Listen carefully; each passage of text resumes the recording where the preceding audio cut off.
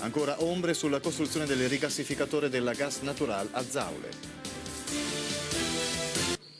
Ancora ombre sulla costruzione del rigassificatore della Gas Natural a Zaule nel Golfo di Trieste. Nonostante i pareri contrari degli enti locali, il destino dell'impianto è ancora incerto. Molti i fronti aperti. Il servizio di Silvia Stern.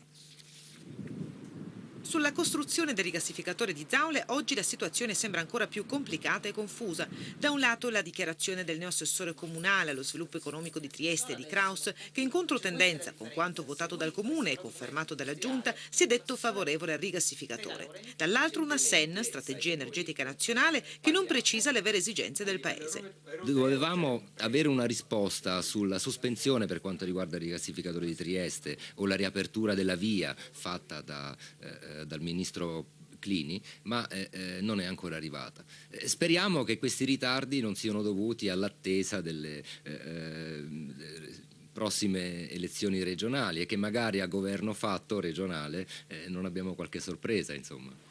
Per questo il Comitato per la salvaguardia del Golfo chiede a livello locale che il nuovo governo regionale approvi subito un piano energetico che escluda qualsiasi tipo di impianto di rigassificazione a terra e a livello europeo preme su Bruxelles. Noi abbiamo già fatto i nostri passi, abbiamo interessato anche la Presidente della Commissione antimafia, la Sonia Alfano, per cui anche a livello europeo ci stiamo muovendo per avere chiarezza su questi iter che ci sono in piedi, ecco, anche a livello europeo.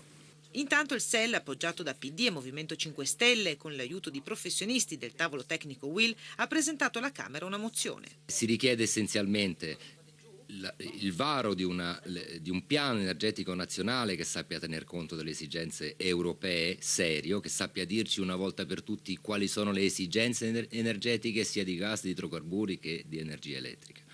E soprattutto il rifacimento di tutte quelle procedure che servono all'approvazione degli impianti ad alto rischio come rigassificatori. Servono procedure snelle, veloci, che siano efficaci e che non mettano a rischio il territorio e la sicurezza. Chi ha redatto la mozione spinge fortemente verso i rigassificatori a mare, rigassificatori non come isole come sono state fatte a Porto Viro, ma appunto navi rigassificatrici a ciclo chiuso che abbiano un impatto ambientale vicino allo zero e che siano distanti dalla costa e dalla vista anche.